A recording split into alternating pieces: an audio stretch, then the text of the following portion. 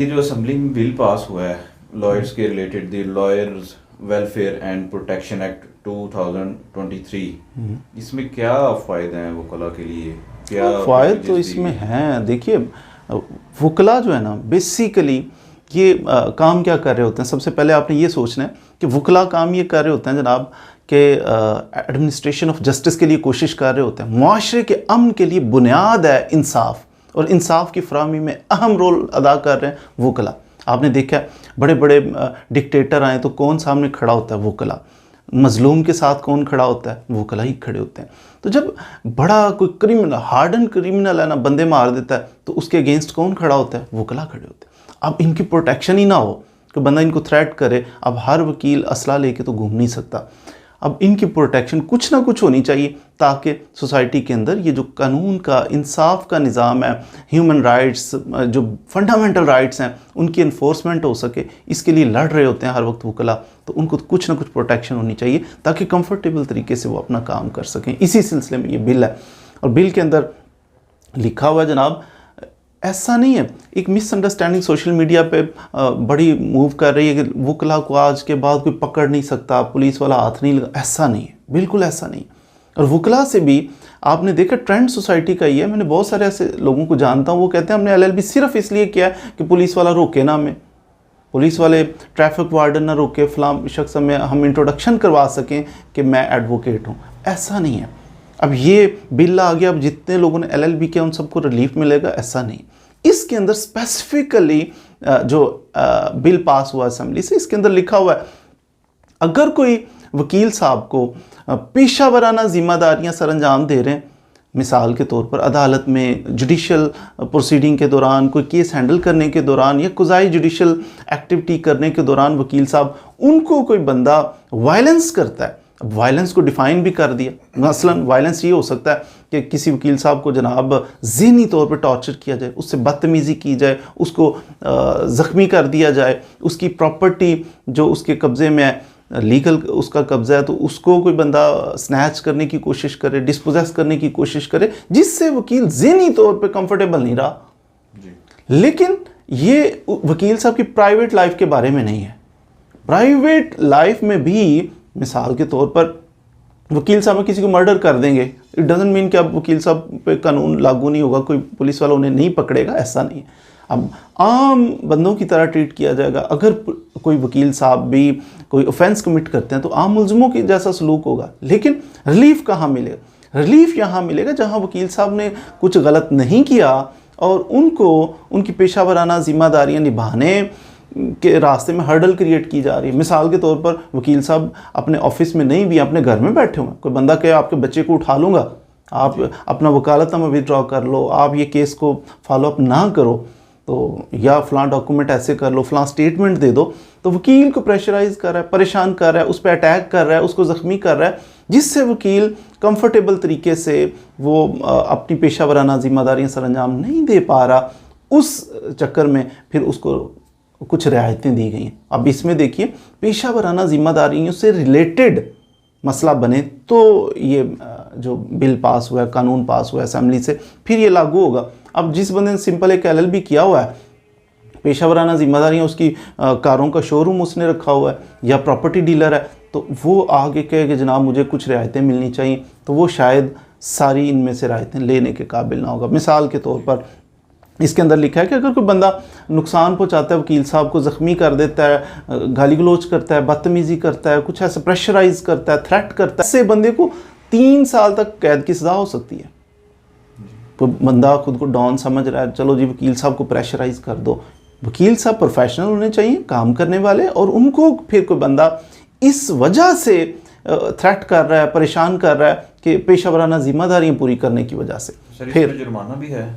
Yes, 3 साल के लिए उस बंदे को कैद हो सकती है, फिर उसको 1 लाख रुपया जुर्माना भी हो सकता है, या उसको सज़ा होगी जनाब 3 साल कैद की सज़ा हो, या जुर्माना हो सकता है 1 लाख रुपया, या दोनों सज़ाएं भी दी जा सकती हैं एट अ टाइम। और अगर कोई रिपीट करता है ये वाला ऑफेंस, वकील साहब को उसने किया, उसके खिलाफ FIR दर्ज हो गई, उसने दोबारा की ये हरकत की, दोबारा की, तो फिर उसको 1 साल से कम नहीं, 1 साल से लेके 5 साल तक उसको सज़ा हो सकती है।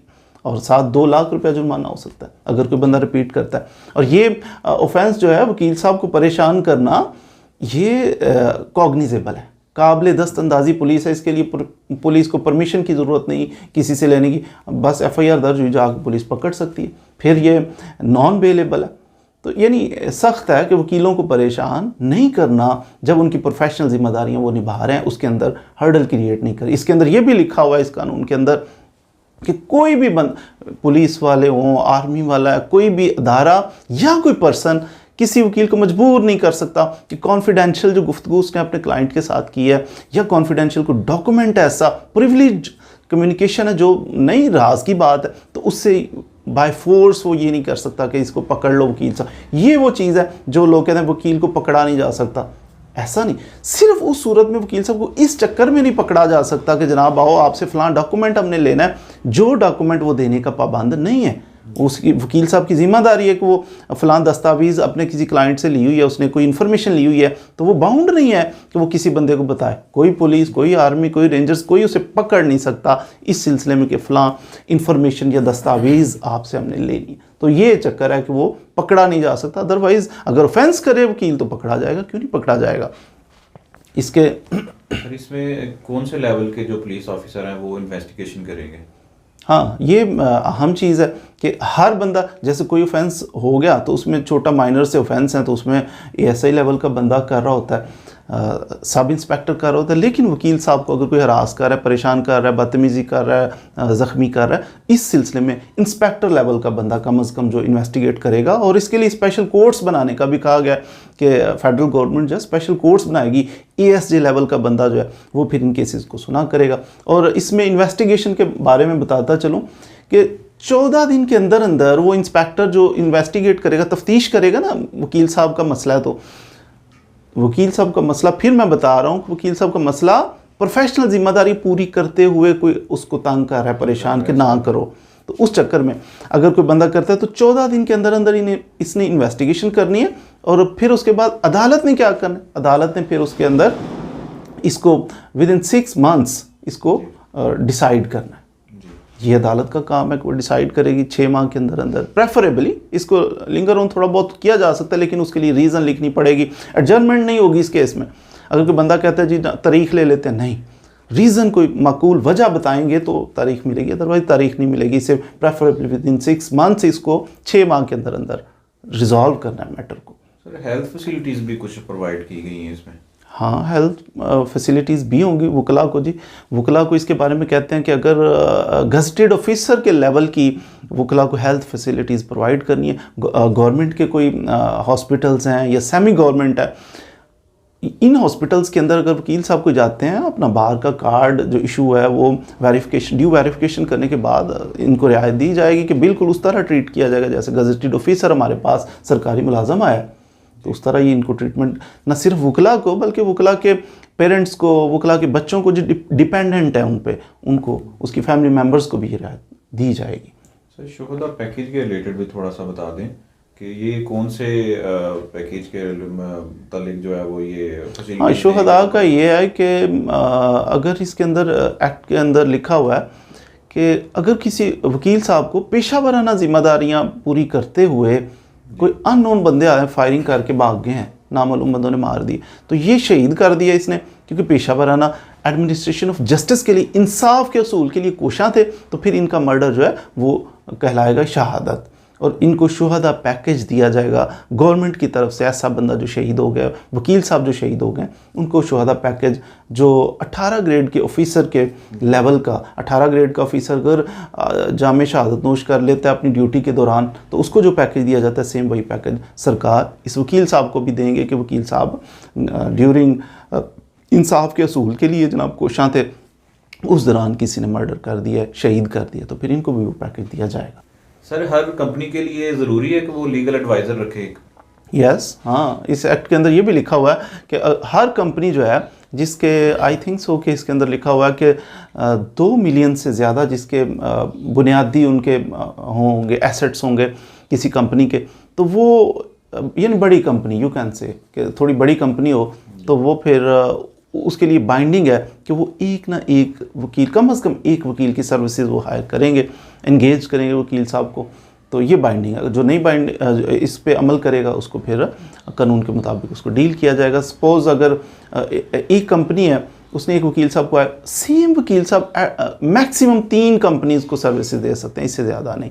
कि ये जो इस एक्ट के तहत एक वकील 3 कंपनियां रख सकता है। इसके अलावा फाइनेंशियल इंस्टीट्यूशन जो है, मिसाल के तौर पे बैंक है, बैंक में बंदा जाता है, जाके कहता है जनाब लोन दे दो। अच्छा, क्या करते हैं वकील, वो डर जाते हैं, घबरा जाते हैं, ये कानूनी उलझनों में उलझा ना दे कहीं, तो रिफ्यूज़ कर देते हैं। और वकील साहब ज़ाहिर है बेसिक राइट है, वो भी पाकिस्तानी है, तो आम बंदों की तरह ही उनको ट्रीट किया जाएगा। फाइनेंशियल इंस्टीट्यूशन है, मिसाल के तौर पे बैंक है, तो उनके पास जाते हैं, कोई फैसिलिटी जो जनरल पब्लिक को दी जाती है वो वकला को भी सेम उसी तरह ही दी जाएगी, रिफ्यूज़ नहीं किया जाएगा सिर्फ इस बेसिस के ऊपर कि ये वकील साहब हैं। तो ये जो एक्ट प्रपोज्ड है, जो नेशनल असम्बली ने पास कर दिया बिल, ये वकला के लिए बहुत अच्छा है, यानी दलेर हो के वो अपनी पेशा वराना जिम्मेदारियाँ सर अंजाम देंगे। लेकिन यहाँ कहीं भी ऐसा नहीं है कि वकील साहब जो हैं वो जनाब जुर्म भी करेंगे तो उन्हें पकड़ा नहीं जाएगा, ऐसा नहीं है। हाँ, वकील साहब के साथ ज़्यादती नहीं की जाएगी, ये एक्ट कहता है।